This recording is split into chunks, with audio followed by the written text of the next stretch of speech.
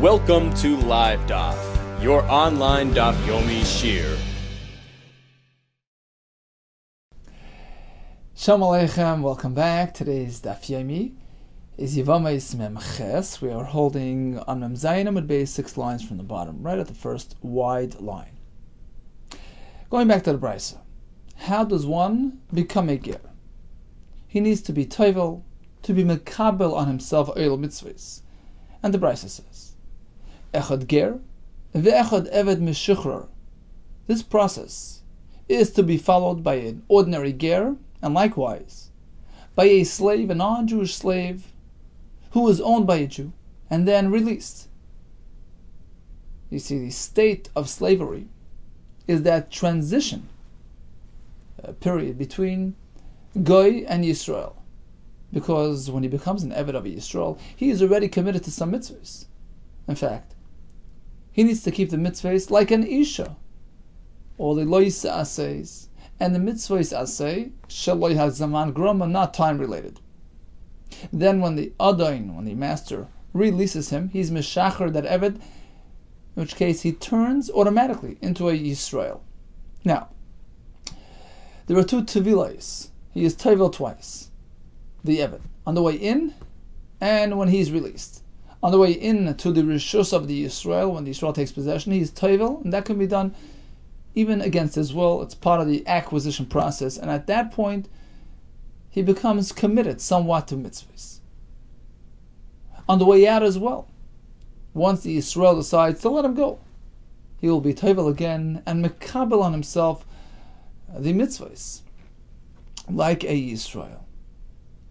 Because we figure at this point, l'kabel olav al mitzvahs. The comparison between ger and Avid on his way out is in reference to kabbalah al mitzvahs, which is a precondition even for the Avid meshuchar. He needs to accept upon himself willingly the mitzvahs haTorah. Otherwise, he does not turn into Yisrael. You can't do it. You can't compel him. You can't do it against his will. V'raminu. Listen to this Brisa. B'ameh dvar mamurim beger. When is kabbalas mitzvahs a requirement? By a ger. Aval be'eved meshuchrar ein tzarich lekabel. But if you release your Eved, you can force him. You can betoivel him, and he's automatically a Yisrael. It's part of the koyach of the Adain. The master has the ability to hold on to him or to free him and turn him into a Yisrael. That's a kasha on our Brisa, where it would seem that even an Eved on his way out has to commit himself to Torah and mitzvahs willingly. It can't be done abal karchai. Amar Rav Sheshes lekasha. The answer is, well, it depends who's speaking. It's machlekes tanai. Harab Shimon ben Elazar. When we say that an Eved works differently, that's Reb Shimon ben Elazar's shita. Harabanan. When we say that an Eved meshuchar has to be doing it willingly, otherwise he's not automatically considered a Yisrael, that's shitas Rabbanan the Sanya. As we find in a Brisa which discusses the Esha Sifas Toyer, the Isha who was taken captive during wartime, Ubachsa Savias Ima, this non-Jewish woman has to lament the absence of her parents, etc., etc. And only then, after that whole long process, she is mutter to involve herself as married with the Yisrael.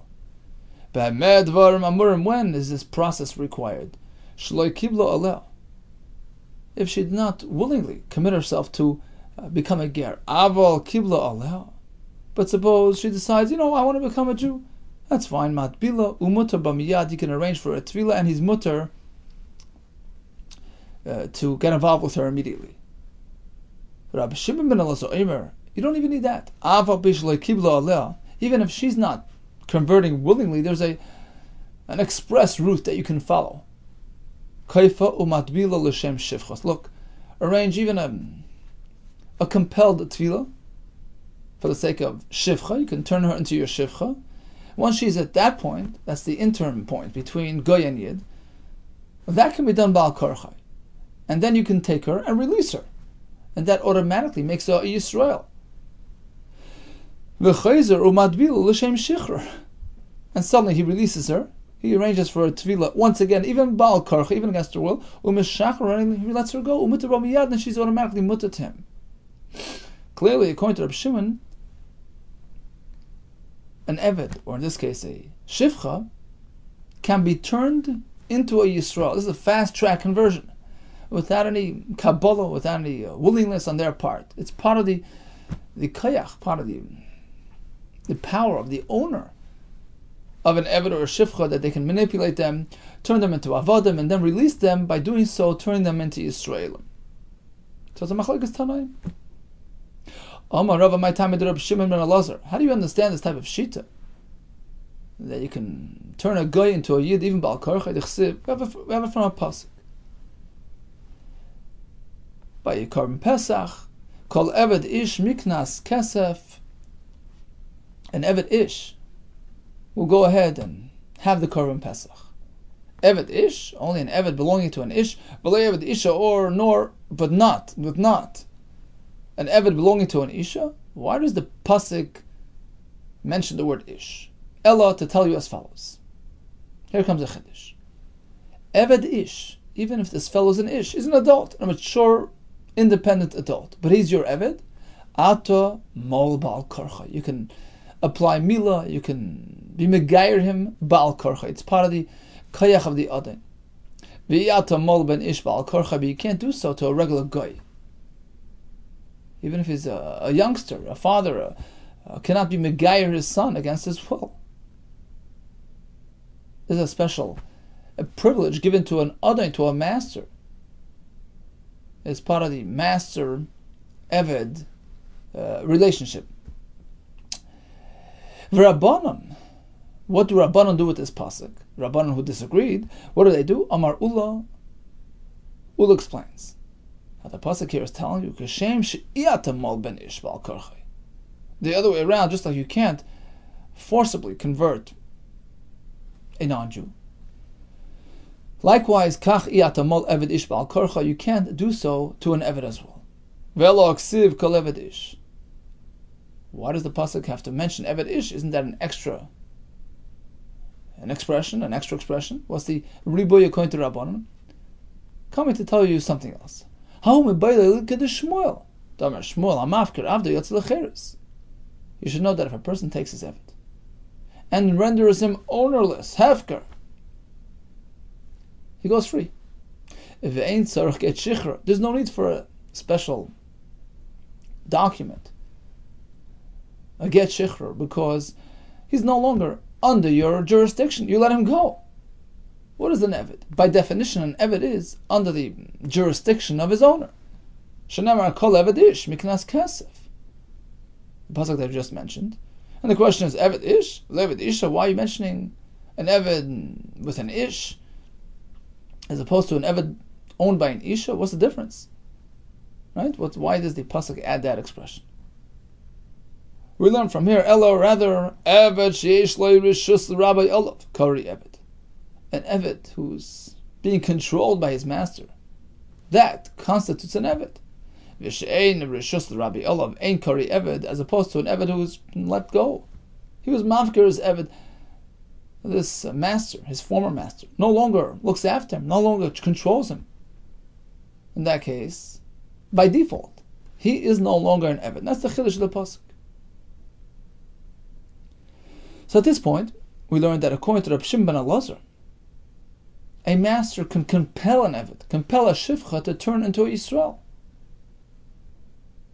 Because the state of Avdus and Shivcha, the state of slavery, is already considered a period of transit. It's a transitional between Goy and Yid. So he's already like 1 foot in. He's already keeping some mitzvahs. So this Avid who is in your possession can now be turned into a Yisrael by way of letting him go, freeing him. Automatically he becomes a Yisrael. What does Rabbanan disagree? No. Even though he's already halfway there, so to speak. But to get to the next point, to make him a true Yisrael, that only happens through Kabbalah's mitzvahs.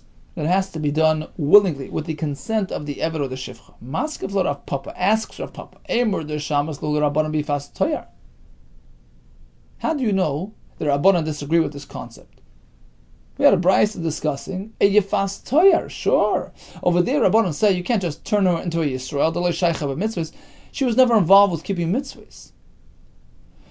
As opposed to an Avid. He's already halfway there, and perhaps you can just complete that process. Perhaps it's in your hands, the owner's hand, to complete that process. Aval Avid the Shaykh mitzvahs, then Avid, who during that point of Avdus is already committed to some mitzvahs, perhaps. Hachinami, in this case, Afilu Rabbanon might do. Even the Rabbanon would agree, you could just push him in there and make him a Yisrael by way of another Tefillah at the point of Shechrur, when you're letting him go. This Sanya, as we find in a Brisa, that supports this contention, that even the Rabbanon agree in concept that it can be done. Echad ger, v'echad lekech, eved min eved kechavim tzarech lekabel, whether he's a ordinary standard ger, or when one purchased an eved from a non-Jew, right, where he wasn't yet keeping mitzvahs, he purchases that eved, tzarech lekabel, in order to make that fellow into a full-fledged Yisrael, there needs to be a proper commitment, a proper undertaking of mitzvahs. You can't just force him into it. We have a diuk, we have an implication, that if it would be in a different case, Yisrael, he purchases an eved from a Yisrael, this guy was pre-owned by a Jew, in which case he was already committed somewhat to mitzvahs, when he was under the jurisdiction and in possession of that Yisrael. So once he's halfway there, now you get a hold of him, you can just push him right into it, without his own personal consent and Kabbalah. Money. Who's speaking here? Rabbi Shimon ben Elazar. Is it him? He holds, even when you purchase from a guy, you can take that Evid and be Megayer him. The Brisa differentiates between Yid and Guy. So it's not the Shita, El Lav Rabbanon. Clearly, it's the Rabbanon speaking. Ushmamina, and it's clear that they hold. When you purchase a slave from a guy where he wasn't really yet committed to anything, at that point, you have to really put him through the formal process in order to achieve Geras Aval Ekech Mi Yisrael. But if this fellow was pre-owned by a Yisrael, and now you're purchasing it from the Yisrael, he's already halfway there, he's already into the mitzvahs. You can just complete that process without his consent. As long as you free him, you matbel him, l'shem geras, it's over. Let's go back to that brisa with which we started the Gemara today. Echad ger, v'echad Avid meshuchrar. The brisa compares ger to Avid meshuchrar, which seemed to indicate they both follow the same formal process. They both need Kabbalah's mitzvahs. It has to be done with consent. Unwillingly, no, that's not what he meant. Ki Tanya ahilin and Tvila Tanya. All the Brisa is saying, both of them need Tvila. Is it willingly, all unwillingly, with his consent, or just by way of the master? That's not up for discussion in this Brisa. The Brisa was giving you the steps of how to become a Yisrael, but of course there's a big difference. Perhaps although a ger, an ordinary non-Jew, has to do it willingly, beratzon, but an Eved or a Shivcha, who's already partway there, at that point, the other has the ability perhaps to complete that process with or without his consent.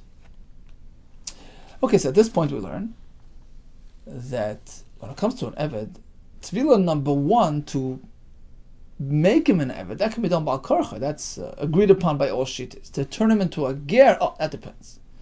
When he purchased him from a Yisrael, where he was already involved in mitzvahs, then you could just finish the process Ba'al Korcha. He purchased him from a goy, or in the case of a plain goy, a Yefas Toyar, for instance, then we have the Machlaikas. Rabbanan say, no, you can't do it Ba'al Korcha. You have to follow the standard process, the standard procedure, where he does it willingly. Rabbi Shimon ben Elazar says the power of the master is so overwhelming and so powerful, he can actually push him into it, in which case he turns into a Yisrael. Tan Rabbanon.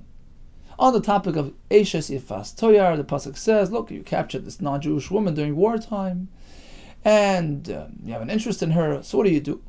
She has to undergo a process, Vilgulchas Roisha,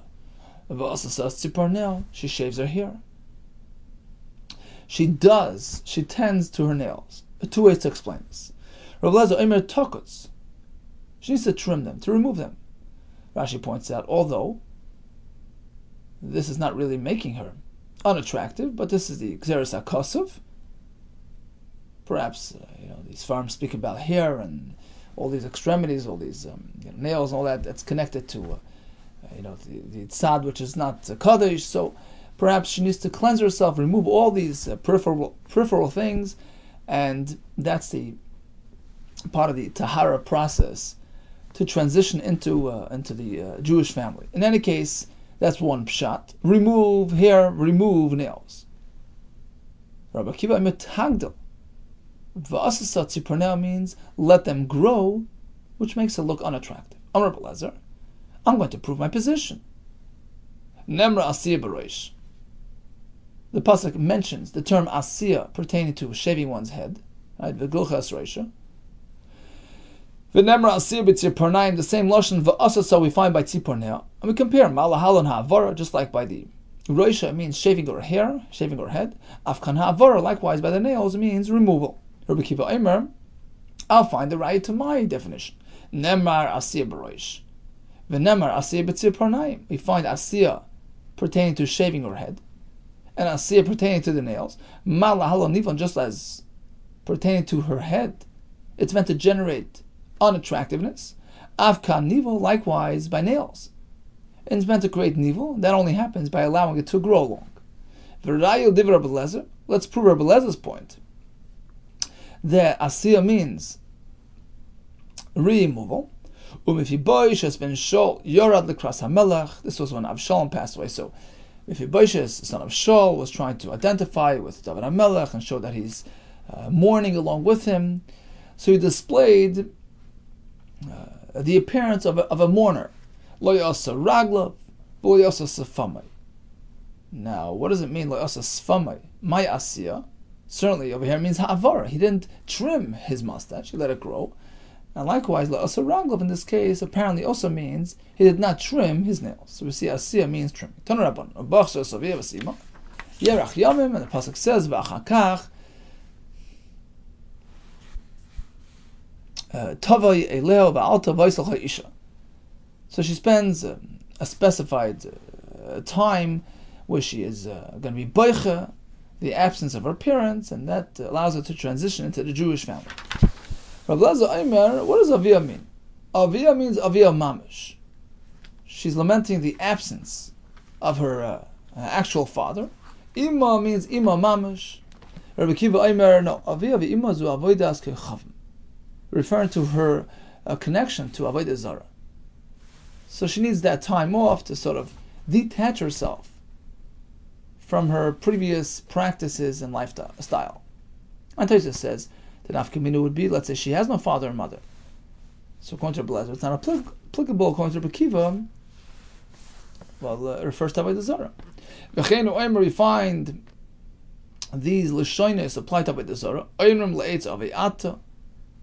They refer to a stone as a father, la'evan. I'm just reading the pasuk further. La'evan ati ladtana, you bore me. So we see that father and mother is sometimes associated with Avodah Zarah. How long does this last? Yerach yamim. What does Yerach yamim mean?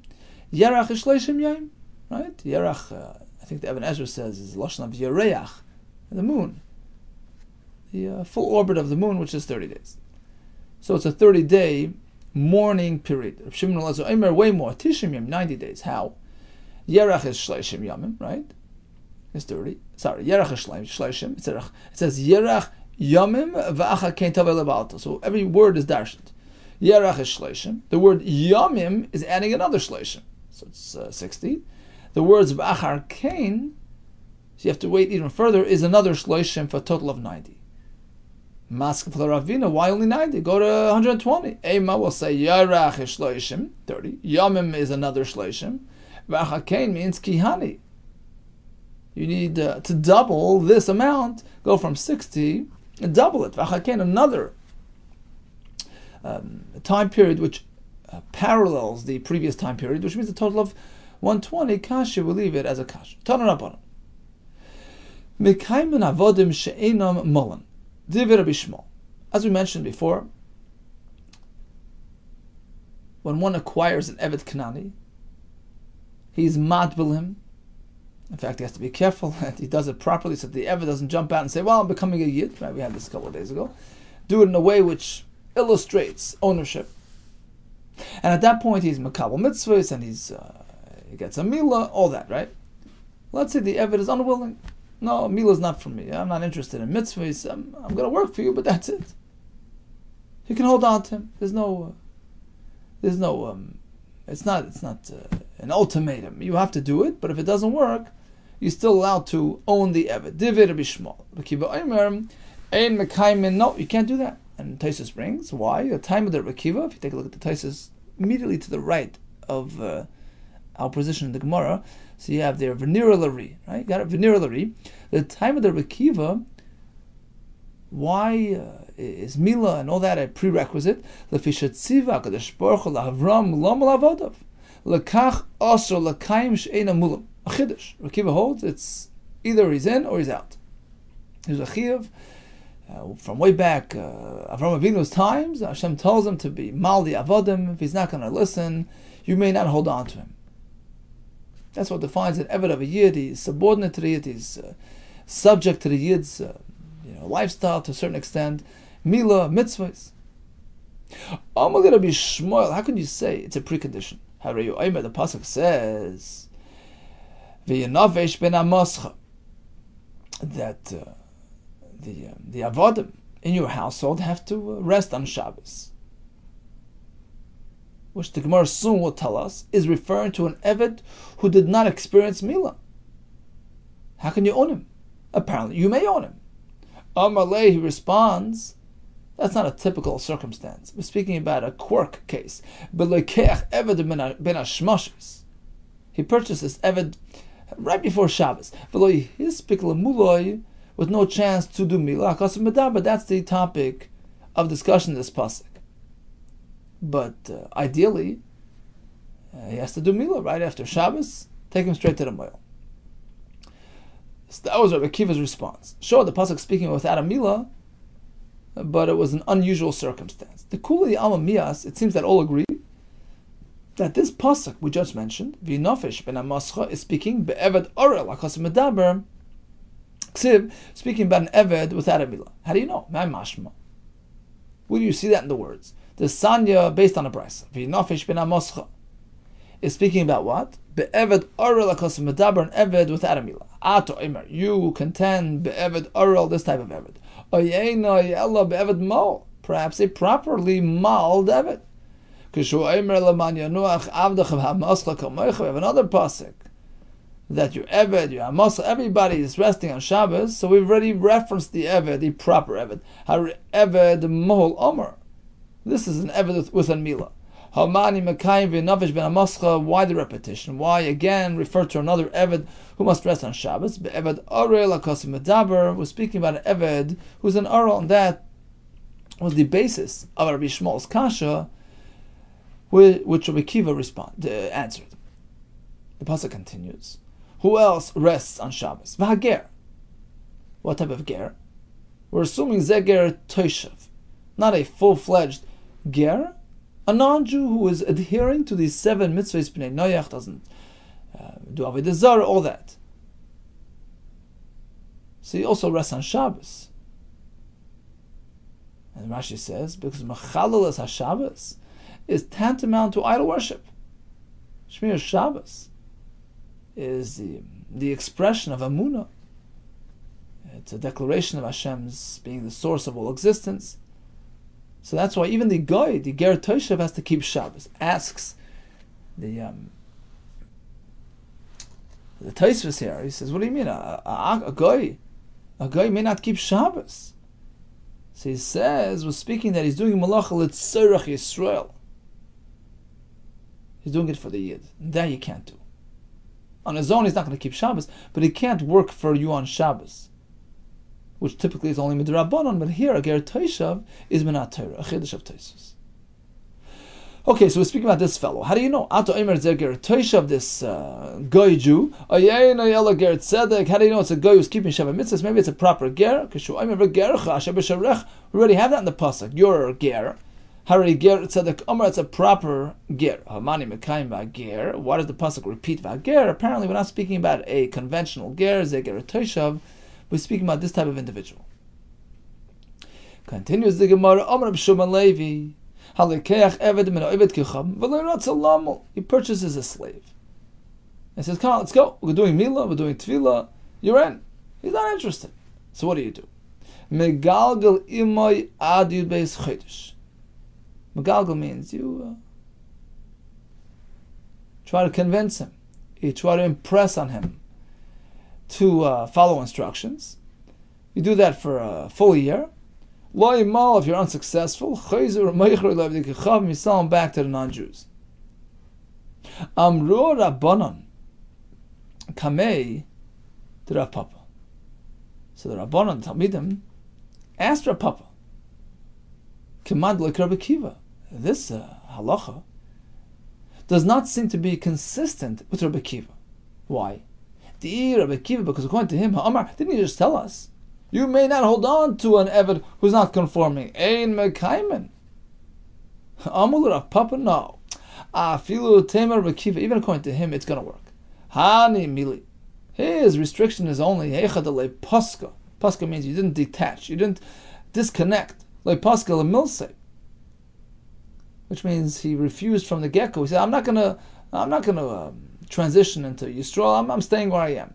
So he hasn't detached at all. He's unwilling from day one. In that case, you can't hold on to him. But let's say initially he agreed. He says, look, we'll arrange it. We'll take care of it. Just give me a little time. Pascha. So that's disconnected. That means that we can anticipate cooperation. In which case, we can hold on to him at least for 12 months and see if it works out. Amr Rav Kahana, Amrita l'shmata. I presented this solution, this teretz at Rav Papa, right? That this halach can work even according to Rabbi Kiva. It all depends on whether he expressed willingness or not. I presented it to who? Kamei to Rav Zvid, Minarda. Amar li, he tells me, how can you say that pshat? Iyachi. If that is so, what is so? That even Rabbi Kiva, who holds that you can't be Makayim and Avid without Milah, would agree that if it's anticipated, that works, that's acceptable. If that's the case, let's go back a second. Ki Amar li Rabbi Kiva. You remember Rabbi Shmuel asked him Akasha. The pasuk says, V'nofesh ben Amoscha, that even a slave without Milah, he's going to keep Shabbos, so you can hold on to such a slave. How does that work? Rabbi Kiva tells him, Ki Amar li Rabbi Kiva v'lekech Eved ben Hashmoshes. He told him, well, it was speaking about a case where he got him last minute. Why such a strange case? L'Yishanele, he could just answer, this very case, this answer. You know how he has an Avid without Milah? He's negotiating. You're right. He gave him one of two options, but both are really legal and valid. Shalach Ravin Mishmeid Rabbi Loi. Ravin sent over the name of Rabbi Loi. I heard it from others in the name of Rabbi Loi, and all my rabbis told me that in his name. What did he hear? What did Rabbi Loi say?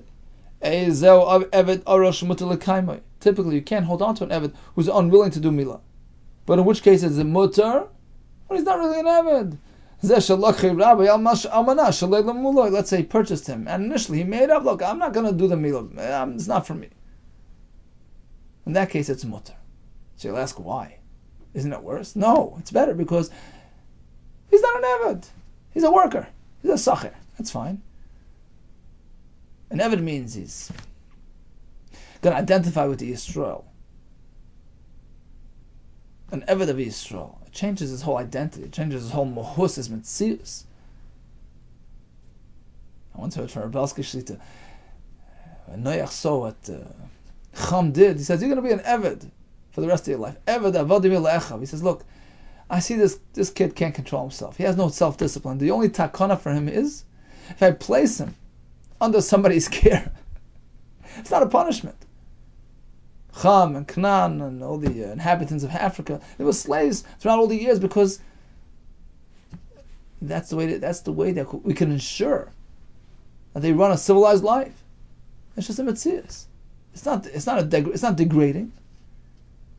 It's not even a punishment. Adarabah, this is the way you'll be successful. You'll be the Avid of somebody else. Somebody will look after you, feed you, clothe you, look after you. He'll help you maintain discipline. And that's how you'll get somewhere. All the Gemara. That's if he's willing to be an Avid. But if he's just coming to work, fine. So he wasn't Zayich to be an Avid of Yisrael. But then it's okay, you can hold on to him, even without Mila or Mitzvahs. Okay, that's the Chiddush. Amru Rabbanon Kamed Rav Papa. So once again, the Rabbanon approached Rav Papa with a kasha. Kiman, this halacha is the like Rabbi Kiva, it's not following Rabbi Kiva. Dear Rabbi Kiva, Ha'amar Ein Mekayim, and he says you can't hold on to this type of Avid. Amru Rav Papa, no, I feel the Rabbi Kiva, and according to him it works. That's only if he hadn't conditioned it. A standard Avid needs Milah. But if you made a T'nai Asni, so they follow their condition, it's fine. It's not an Avid, it's just a Sacher, he's a worker, he's a laborer. Omar of Kahana,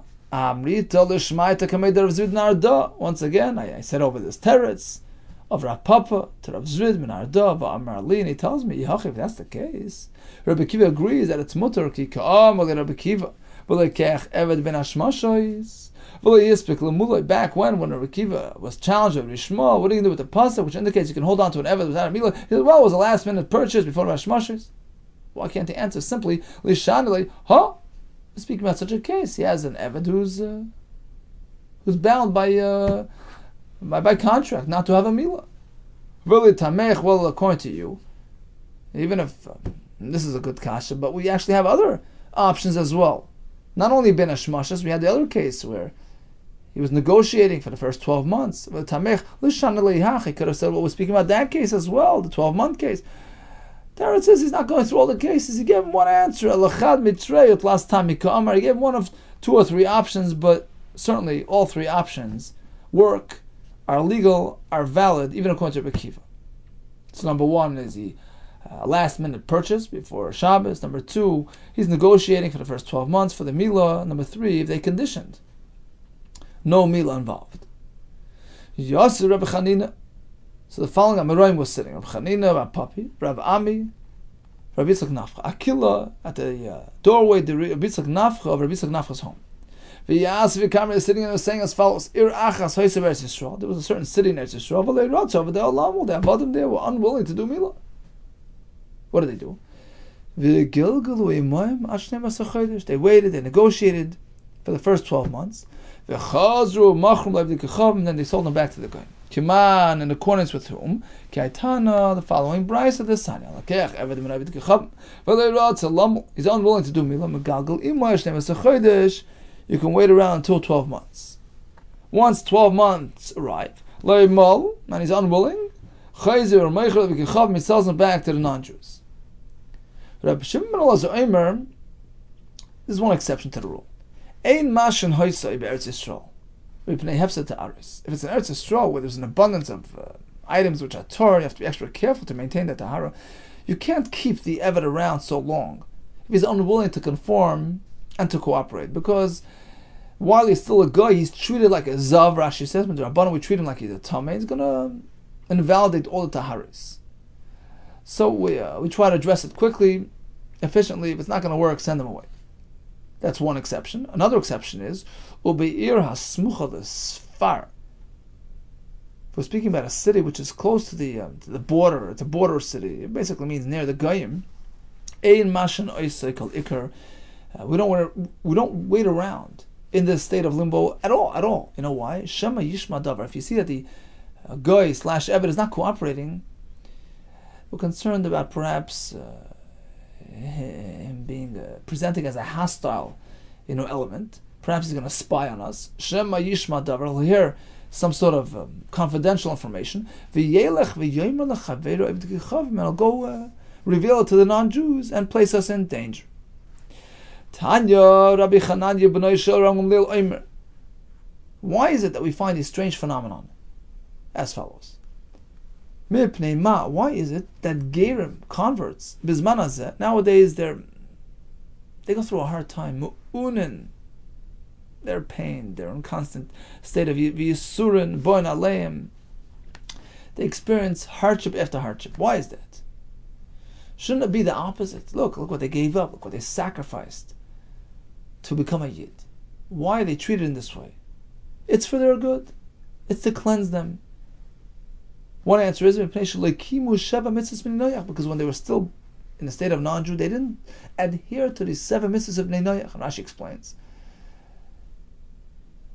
Up until this, let's see Rashi inside. About 8 lines from the bottom. Before they were converted, before they became a Yid. Up until this point, Hashem did not give them an einish. The Puranus Gnuzalem la'asad lavit. That was meant for the future, for the asad lavit. Aval kashim is gairin. But once they become a ger, for their own sake, Hashem cleanses them right now. Nefroin men kedei lemarik chivasin, to cleanse the uncleanliness and enable them for a bright future. Says the Gemara, Rabbi Yesi, Omer, no, you can't hold them accountable for what they did in their former life. Ger is ger kikotin shno dami shno ger gets recreated when he joins the fold. He's no longer responsible for his former self. That can't be the reason. Ella, why then do they experience hardship? Generally, they're not really well versed in the intricacies of the halachas and the mitzvahs, and since they're not careful, that's what happens. They're lacking in avas Hashem. Their actions are motivated with more of an element of yira. Rashi says Gehenna, and it's not optimal. Why they wait so long? They hesitated, they procrastinated, and that itself requires cleansing.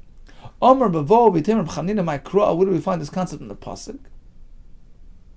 That the quicker you come, the better it is. Yishalom Hashem pa'olech. This is Naomi speaking to Rus. Hashem will reward you. You get a full reward. You know why? Because you came in a hurry. Asher bas lachsois v'goymer. Asher bas, as Rashi on the bottom line is, shemihart v'lo yichart. You hurried up without procrastination. And of course, we're speaking, once the ger came to the realization, once he was committed to the cause, that's when he has to hurry things up. But of course, it's a process until he gets to that point. He's not held accountable for that delay. We mean from his point of recognition, from his point of decision onward, he should do it quickly in a hurry. Okay, let's just go back to the beginning of the daf and make a quick chazara. An Avid on his way into the Rishus Yisrael does tefillah even ba'al karchai, then he's mechuyev mitzvahs ke'isha. On his way out, when the adon is meshachrer, well, if he's willing to become a ger, he's going to hate. What about ba'al karchai? Can the adon do that against his will? According to Maskana, if the Avid had been purchased from a Yisrael, meaning he was involved in mitzvahs for a while, he was sort of already in the fold, now you can go ahead and meshachrer ba'al karchai, make him a Yisrael. But otherwise, if he's coming from a goy or yefas toyar, we have a machlekes. Rabbi Shimon al-Lazoimi, you can do an express conversion process, make him a Avid or a shifcha, and then suddenly turn him into a ger. That works. According to Rabban, it does not work without his consent.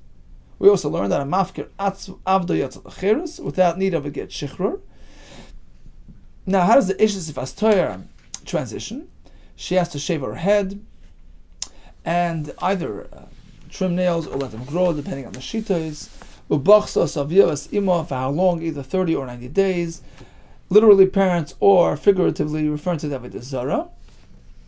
What if an Avid refuses to go into the Mila Kabbalah's mitzvahs process? According to Rishma, it's okay, you can hold on to him and just leave it at that. According to Rabbi Kiva, you may not do so. We had the Tosfos, we take it from Avraham Avinu, and this is the required process. But the kasha was, we have a pasuk, Laman Yanuach Avdecha V'Amoscha, which indicates that even a partial Avid will be held on to, will be owned, will keep Shabbos.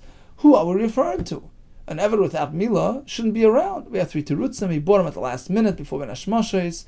During Ben Hashmashos, I guess it means before Ben Hashmashos. So you can't do his Milah on Shabbos. Or we're speaking that he's willing, but it's taking a while. Actually, just jump down to the bottom of the daf, we learn that according to some shittas you can't do that in Eretz Yisrael. You're not mashe, you don't delay at all. We're concerned about the taharis becoming tamei, and also we had a case where we're situated near non-Jews. We're afraid that this fellow might endanger us, so either in or out. We had the third example, the third case, which was the T'nai option. So you purchased him with a T'nai, that he's just, being a limited ger, a limited Avid. He's not really conforming to the halachas. He's going to be like a laborer. In that case, no milah or kabbalas mitzvahs are really required. And we spoke about these rizos required when a guy decides to become a ger, as we find by Rus, who is fully rewarded because of her zrizas asher ba'as lachsois. Be well and hatzlacha rabba.